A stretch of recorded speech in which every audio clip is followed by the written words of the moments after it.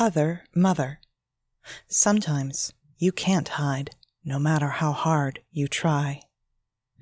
Enid hid in the tall grass at the edge of the field and watched a column of ants move past her outstretched bare toes. It was late summer, and everything was dry and crackling. Most of the insects, so numerous in the wet spring and early summer, were now hidden from view, except for the solitary line of ants. Where were they going? Perhaps to the shade of the forest? She watched them pick their way around a large clod of earth, all marching in the same direction, heading, it seemed, towards the trees. She was far away from the farmhouse, too far to hear Other Mother, and that was as it should be. Mom was gone, replaced by Other Mother, and Enid didn't know how long it would be until she returned. She had watched the change happen this time. Mom had stiffened when Enid handed her the scissors. A coldness had replaced the warmth and love that her mother opened each day with. Mom would fling open the curtains. "Wake up, sleepyhead. It is a new day and full of possibilities." And Enid would stretch and smile and be caught up in a warm hug. When Other Mother made an appearance, the best possible option was to leave, to hide. It was safer that way. She sat at the edge of the cornfield in the tall, dry grass and watched the ants march and tried to ignore the heat of the sun beating down on her neck and arms. She would have a sunburn for sure. Enid tried to imagine what it would be like to be Dorothy from The Wizard of Oz. Mom had read the book to her a few months ago during a calm spell. As she read it, she had run her hand down Enid's long, dark hair, stroking it, her fingers occasionally catching on the smallest of tangles, working the hair with her fingers until the knot disappeared. Enid marveled at how Mom could read for so long without stopping, her fingers working in Enid's hair, her voice almost hypnotic in its ability to act out the various characters' voices. Enid would find herself lost in the story. What would it be like to be picked up, sucked into a maelstrom of wind and rain and noise before finding yourself in a magical, faraway land? Enid had her very own ruby slippers. Well, they were a pair of house slippers decorated with sparkling red sequins. They had been purchased on a road trip to Kansas City when they stopped off in Wamego and visited the Oz Museum. She would slip them on at night and pretend she was walking down the yellow brick road. She wished she could be Dorothy. Instead, she was simply Enid Walters, aged 7 years, on a farm near Atchison, Kansas.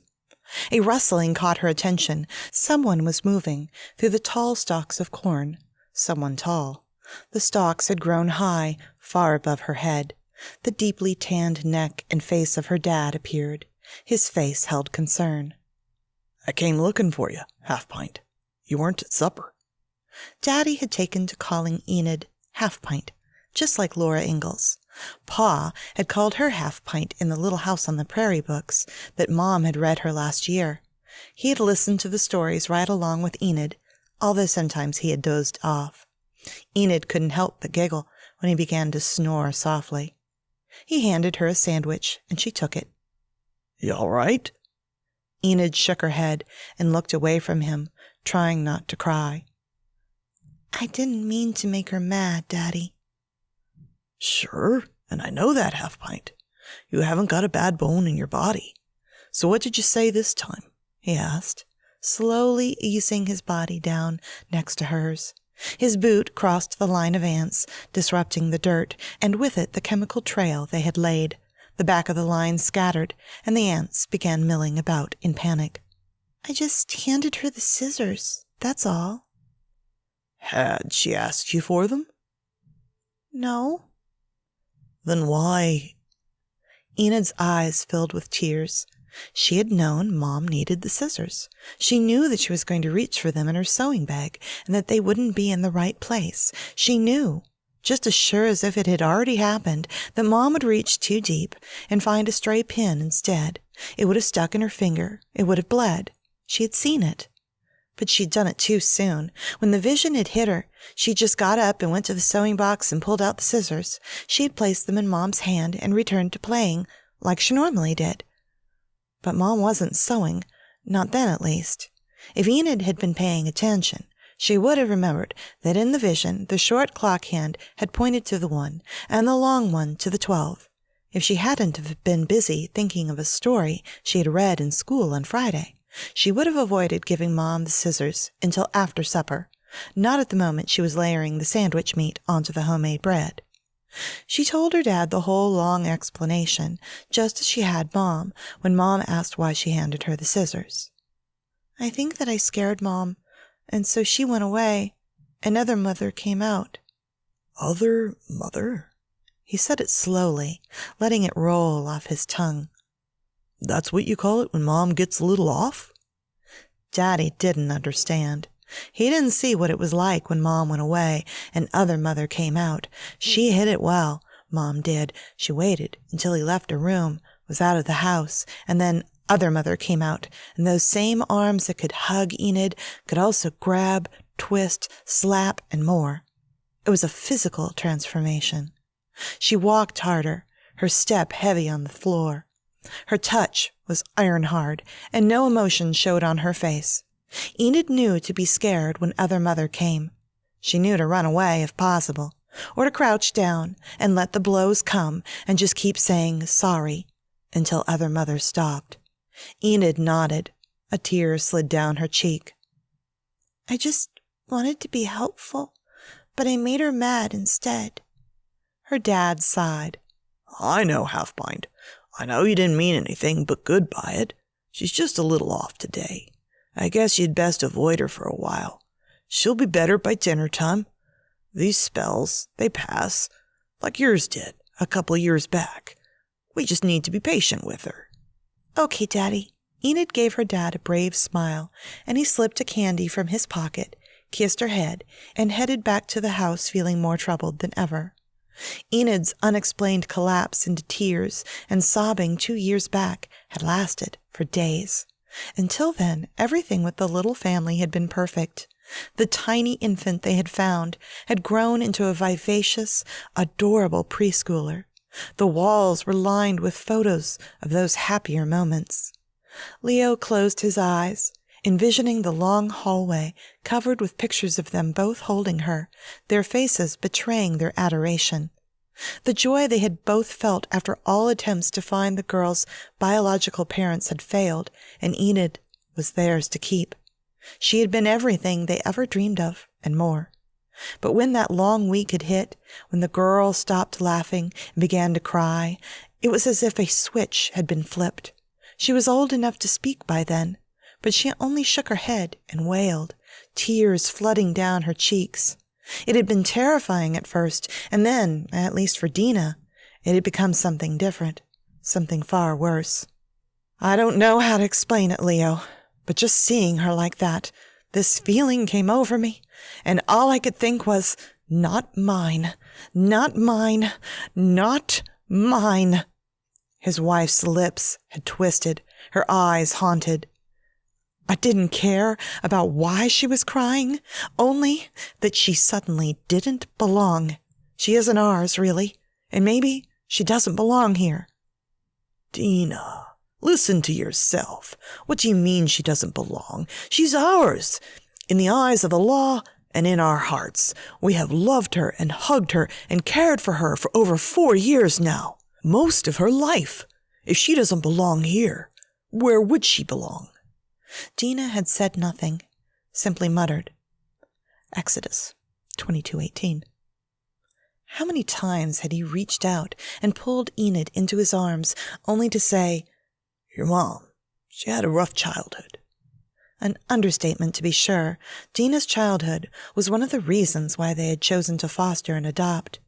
Raised by her mother, a heroin addict and prostitute in Kansas City, Dina had spent the first 10 years of her life saving her mother from choking on her own vomit while fending off the advances of her mother's customers. She had been at a summer camp, sponsored by one of her teachers, when a social worker arrived with the news her mother had died of an overdose. And after 2 years of bouncing between foster homes, Dina had eventually gone to her maternal grandparents' home and learned firsthand why her parent had ended up an addict. Leo rubbed his chin as he walked. He'd picked up Dina hitchhiking, helped her find a job at the diner in town, and one thing had led to another.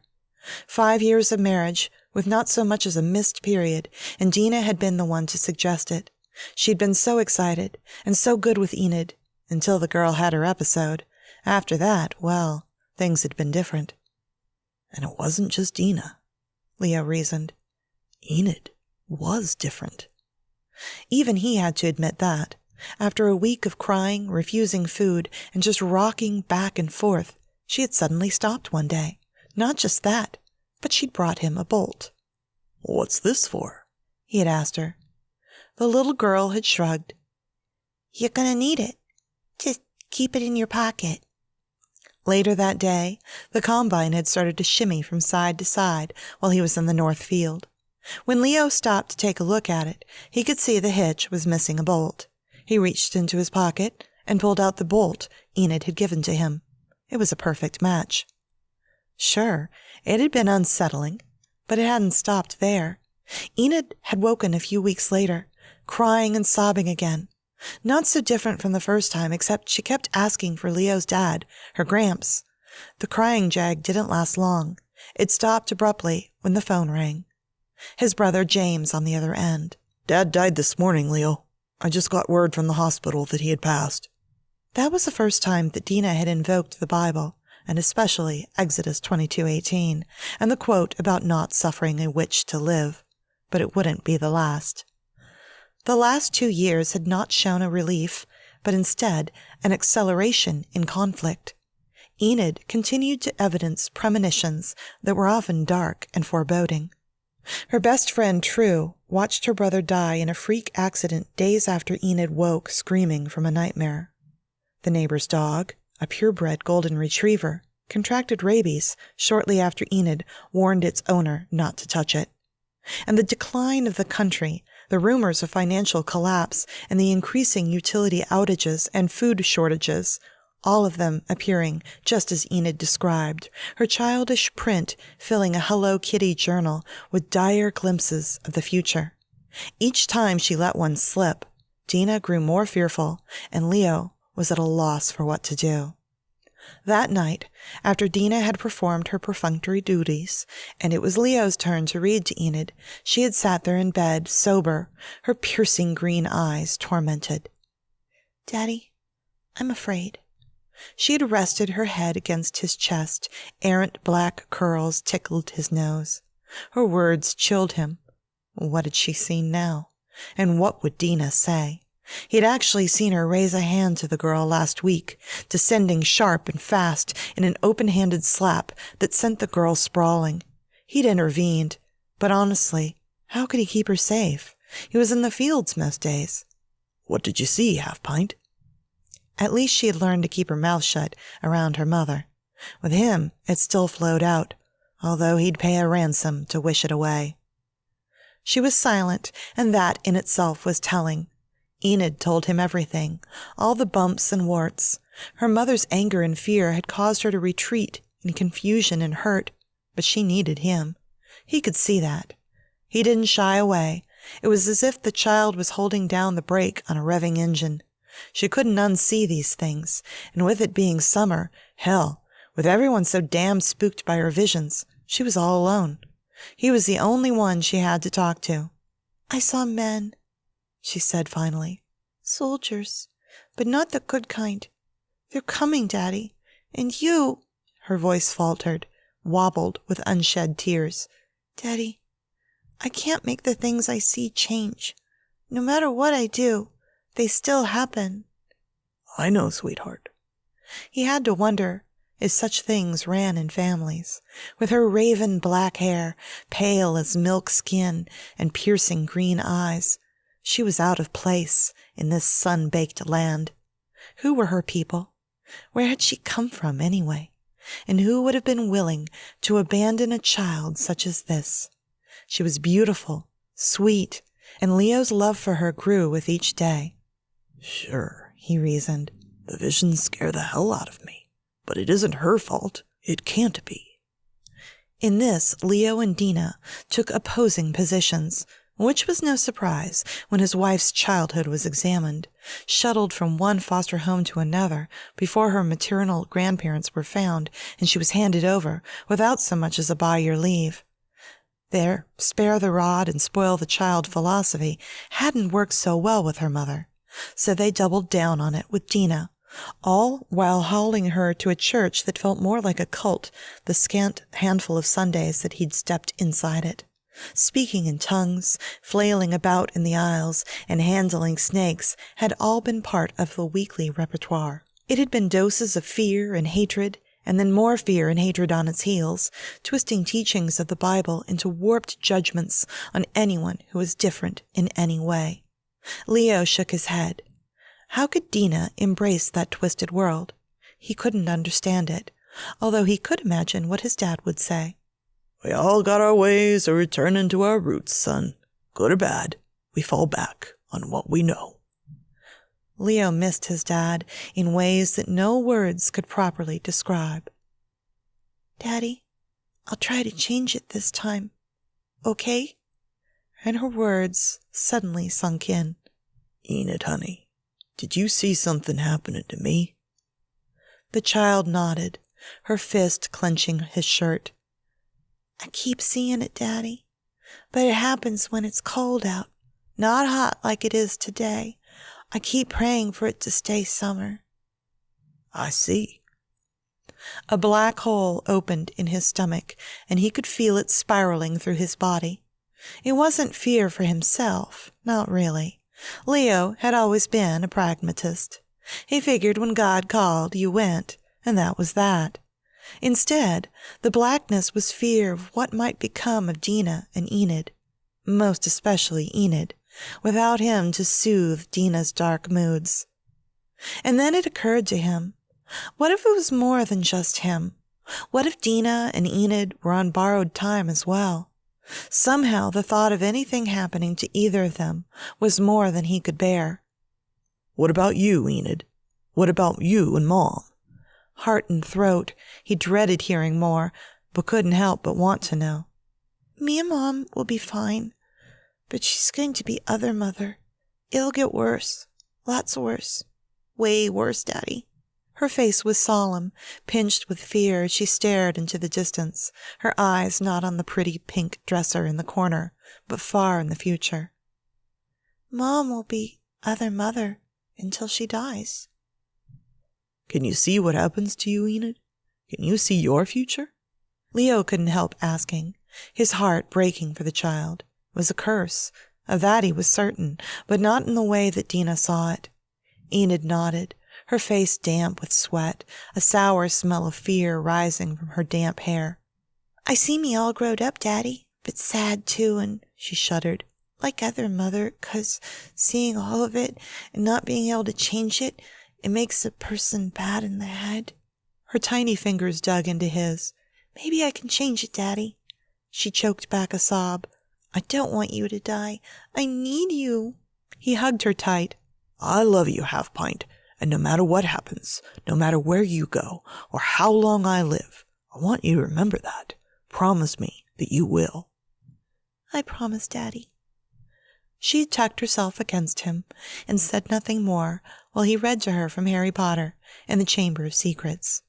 Dina had objected to the books, but Leo had overridden her. They teach powerful lessons of friendship and good, Dina. It isn't the worship of the dark arts and witchcraft like some churches are preaching. Many days after he had done the bare minimum needed to keep the farm running, they sat in the field together until the sun began to creep low in the sky. The smell of frying chicken would lure them back to the cool farmhouse and out of the summer heat. Dina would make a pie or even ice cream. His wife was calm, placid even, and Leo couldn't help but hope that whatever was coming, whatever dark horse was headed their way, Enid might be wrong for once. Who knew? Perhaps she could manage to change the doom that approached. That evening, the power failed again, the condenser slowly spinning down, the cool air all too quickly replaced by the hot, humid Midwestern air. The next day it wasn't on, nor the next, nor the day after that.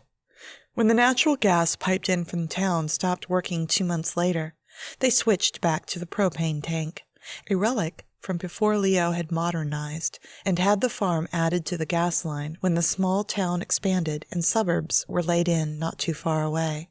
The pipes had been laid on the way to a large, sprawling suburb that had been half built before the 2008 housing collapse, and never finished.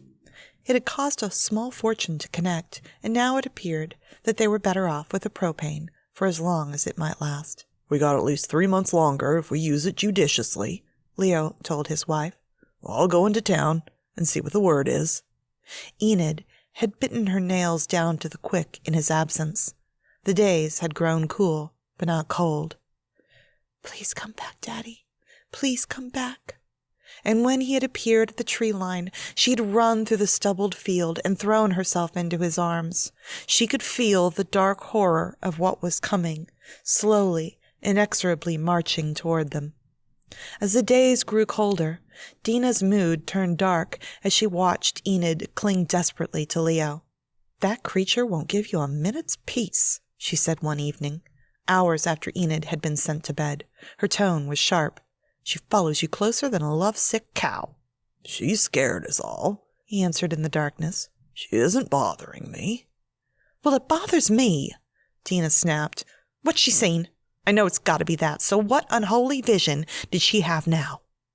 He hated talking to her when she was like this, all hard edges and sharp words, the fear of what she saw in the child, freezing the love in her heart.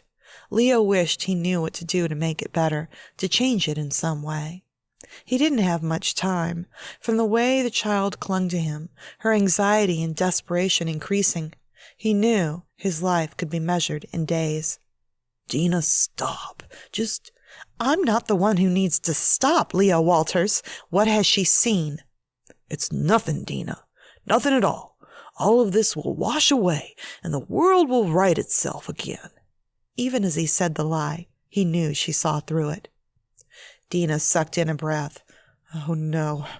No, no, no, no, no. You can't leave me with her, Leo. She's got the devil in her. It's an unholy thing to see what's coming. Unholy against the will of God." She ran out of air, the last words spoken in a rasping whisper. "Enid isn't unholy or evil, Dina. No matter what she sees." Leo's voice hardened. "And I'm begging you to see that. This little girl is the same little girl we found in that baby seat, spinning in the middle of the highway. The same one we nursed through the croup, through every nightmare, even the fractured tibia when she fell off the swing. Surely you can see that. She needs your love. You withhold it, and she will turn into the very thing you fear. Mark my words. She will." Dina gasped, and he could feel her tremble in the bed next to him. "I'm scared, Leo." He sighed and pulled his wife close. "You and me both. Promise me you will show her kindness, Dina. She's just a little girl." And in the days that followed, Dina did her best. A week later, with Enid sick in bed with a cold, Leo headed out to town to see if he could barter for some cough syrup and aspirin to bring down the girl's fever. At 2:15 that afternoon, Enid awoke with a banshee wail. In the distance, mother and child could hear gunfire. Tears rolled down Enid's cheeks. Dina, her hopes crumbling to dust, shushed Enid. "You stop carrying on. There's no need for such a racket." The child continued to keen, her body folded up, her entire person a sculpture of grief. She hadn't been this bad off since the week all the visions had started some 2 years past, and Dina knew then, her heart crumbling to dust in her chest, that Leo was gone. There was a snap, a bowstring break in her soul as she watched Enid sob uncontrollably in the bed. Dina could feel everything good and kind wither up and dissolve to dust along with her heart. If Enid had been looking, she would have seen the transformation come over her mother. It was more than mental or emotional. It was a physical transformation. One moment it was Mom, her mother, the woman who had a place in all of her conscious memories. The next, it was other mother. The warm brown eyes went dark with pain and rage. Her body stiffened, hardened, her skin no longer warm and soft, her hands now bony, painfully wrapped around Enid's wrist, ice cold. "Stop that unholy noise! You and your visions, you have brought this to pass!" A hard slap knocked the girl off of her bed and onto the wood floor. It hadn't been the first time Other Mother had hit her. It was, however, the beginning of a descent into darkness that Dina never recovered from. Enid marked it as the moment when Mom went away, never to return, and Other Mother emerged. As if the good and light had not just been locked away, but purged from her mother's body, until only darkness remained. The days were cold. Enid's world stuck in the cycle of the seasons, held in place by duty and dread. She had seen what would come next, and in a way Other Mother had seen it too, especially in the last year, confined to her bed, the curtains closed in a dark, oppressive room. She couldn't say much of anything, grunts and gestures with the one hand that hadn't frozen and curled up in the wake of the powerful stroke from the year before. Enid wondered why she stayed. Every year, as a spring thaw came sliding through, warming the frozen wasteland that had once been a thriving farm, she asked herself why she stayed. For Daddy, mostly, the memory of his kindness, his love, still strong 10 years later, and partly for the woman Other Mother had once been, a kind woman who had held her and rocked her at night. Enid thought of leaving, but despite no words of love and certainly no kindness, her dreams still showed her that Mom was there, inside of Other Mother, and especially now in this past year, Other Mother was really nothing but a shell of the monster her mother had become. Enid could see both of them trapped inside the body that could no longer speak or move or care for itself. The weak light of an early spring dawn brought a groan from Other Mother's room, and Enid turned from stoking the fire in the old stove. She fixed a small smile on her face and marched into the room. "Morning, Mom. How are you today?" The contorted figure in the bed groaned, her mouth struggling to shape a sound. "Ah, ah, Nat." She had been repeating this for days now. Nat? Enid didn't know a Nat in town, and certainly couldn't remember any family member or family friend by that name. She had woken this morning with a deep certainty, the woman who had dominated her life for as long as she could remember, first in the form of love and protection, then as a creature to fear, and finally as an object to care for. She was dying. Enid could see the end coming. She'd seen it a decade ago, and now, finally, it was here. It was a dark cloud of certainty, approaching with deliberation and intent. Mom, or Other Mother, hell, Dina, her life was measured in moments, in hours. This Enid had seen for far longer than she cared to admit. It was what had kept her here on the farm long after Daddy was taken from them. The dream of a life he had wanted for his small family long gone, evaporated with invading troops, a bullet to the chest, and the fallow fields that followed. She had stayed, partly out of duty, but also because she had seen a clear, defined end to it all. She perched herself on the edge of the bed and leaned in to wipe her mother's face with a clean cloth. Dina closed her eyes for a moment, seconds ticking by as she seemed to relax, even be soothed by Enid's gentle touch. Despite everything, the blows, the curses, and now this complete helplessness, Enid had stayed. After all, her last fragile link to Daddy lay in the bed. Enid was no longer a child, yet some part of her needed to honor what Daddy had always seemed to stand for: peace, love, and commitment. She hadn't handled it with grace, not always, especially when Other Mother had raised her hand in anger or screamed excerpts from the Bible at her, but she had done her best. In some ways, it was more than that. It was destiny. Just as her vision of the end of the world, the one filled first with plague and finally with a fireball that promised to scorch the earth like no other, was coming. She could see it so clearly. Natal. Yeah. The wretch in the bed groaned again, and her left hand flopped and twisted on the bedsheet, a single, bony finger raised, shaking in the air. Enid watched her, following the finger as it rose in a spasm, shaking, pointing to the small chest in the corner of the bedroom. "Do you need something from the chest, Mother?" Not. Oh, yeah. The finger jabbed into the air for emphasis before collapsing back onto the bedsheet. A sheen of sweat had formed on other mother's face from the effort. Enid found herself rising, moving with purpose to the chest. It was locked, the key missing, and the wood chest had strong hinges. "It's locked, and I don't have the key, Mother." Her mother said nothing, eyes closing from the effort she had expended, a tiny slick of drool sliding down her slack jaw. And Enid suddenly felt energized. The key! It had to be in the room. It just had to be. She shoved open the curtains, dust motes dancing in the rays of the sun that shone through. Other mother didn't flinch. Her eyes were shut, her breathing shallow and erratic. Enid glanced at her and began to search the room methodically. It had to be here somewhere, and Mother wanted her to open the chest, practically ordered her to do it. She opened drawers, rifled through Daddy's now moldering belongings, still in the drawers they had been in since the day he died. Enid pawed through underwear, then Mother's jewelry box, before finally finding the key tucked beneath a lock of hair. Hers, it seemed, a few jet-black wisps of curls with a pale pink ribbon tied around it. The key fit into the hole with ease, and Enid turned it first to the right and then to the left, stopping when she heard the click of the lock releasing. A glance back at Mother, who lay there unmoving, barely breathing, her eyes shut.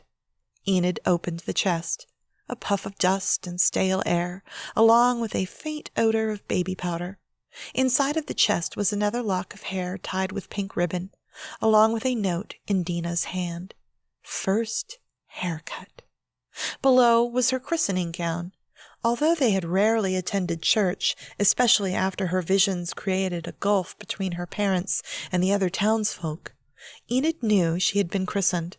Dad had mentioned it, partly in rebuttal to Mother's fears that she was possessed by an evil spirit that sent her visions. Something crackled then, deeper in the chest, and it took some digging to find the source. A yellowing newspaper clipping slipped into a clear plastic cover. Mystery baby in car seat identified. The infant was still fastened in her car seat in the middle of Highway 49, just outside Belton, when she was discovered by a couple who hail from Atchison, Kansas, last week. The couple called police after the discovery, and the wife swore the car seat was still turning in a slow arc in the roadway when the couple's truck approached it. "She was so tiny, and I thought it was a doll at first. She was still asleep." The couple, who had recently completed foster care training, were able to take the child home as an emergency placement until the biological parents are located. Yesterday, Sybil Zradchi was identified by DNA matching as the child's mother. She is currently in a psychiatric unit in Los Angeles, California. The child will remain in state custody until Ms. Zradchi is fully evaluated. Enid took in a deep breath. "This is me, isn't it?" She glanced back at Mother, who lay unmoving in the bed. She dug further. 2 more articles appeared. Patient disappears from mental health facility. Authorities report that a patient from a mental health facility in Los Angeles, California, with ties to the baby found on Highway 49, has somehow escaped custody. Sybil Zradchi is not considered to be dangerous, but anyone seeing her should call authorities immediately. She is described as medium height with a thin build, black hair, and green eyes. Missouri authorities were advised that Sybil may try to return to her child, who is in state custody at this time. Her mental state is reported as unstable, confused, and manic. And nearly a year later, child found on highway, adopted by local couple. The infant found in a car seat in the middle of a highway has been adopted by the couple who found her. The local couple has requested privacy for their child. She could barely breathe. The air in the room was stifling. The final document was a birth certificate listing her name, Enid Walters, along with the original certificate. Enid scanned it. The mother's name, Sybil Zradchi, was listed, and the name of the father was blank. A baby girl, weighing 6 pounds, 2 ounces, 18 inches in length, named Natalia Zradchi. I'm Natalia. Aren't I, Mother? The baby in the car seat? The only answer was a soft rattle, the last breath of a woman who had both comforted and terrorized her for most of her 17 years. Dina lay unmoving on the bed, and her eyes, once closed, had opened into a fixed stare. She was gone. Enid couldn't breathe, couldn't think here. She gathered up the papers, slid them back into the chest, and lifted it all up. It was heavier than she expected. She staggered out of the thick, dead air of the bedroom, down the hall, through the living room, and out into the gathering sunlight on the front porch. Bright beams of light lit up the documents in her hands, and she sucked in mouthfuls of the clean morning air. Natalia, not Enid. That was her name. Her mother, lost. Her adopted family, all dead. I'm Natalia, she said, the word sounding odd, different on her tongue. Had her mother sung her to sleep? Had she whispered her name in the dark and held her close? There was so much she didn't know. Natalia looked towards the road. A few weeks ago, a town meeting had announced that the war was over and the Reformation had begun. Washington was gone, lost to a nuke, just like Austin. But now the provisional government of the Reformed United States of America had been formed in Chicago. Things were changing. She turned her gaze to the barn, the fallow fields, and the farm that had been her world since she could remember. She didn't belong here. She wasn't Enid Walters. Instead, she was Natalia Zradchi. It felt as if she had been reborn. By the time the sun set in the sky, she was ready. A pack on her back carried everything she needed, and the fires had been set. By the time the townsfolk saw it, she would be long gone. The walls of the empty barn and the house blazed up in the gathering darkness, the fire gaining speed, fast, hot. Natalia Zradchi walked away from the farm, away from the small town of Atchison, and onto the smooth highway leading east. She walked away from the life that Enid Walters had, that Dina and Leo had, and into her own. As she did, she hummed softly a lullaby, one filled with nonsensical words she could barely remember on her lips. Perhaps Sybil was still alive. Perhaps she wasn't. But Natalia knew one thing for sure. She knew who she was for the first time in her life, and that was enough. There was darkness coming. Darkness, and then fire. Darkness and death, cleansed by fire, she whispered as she walked. It's coming.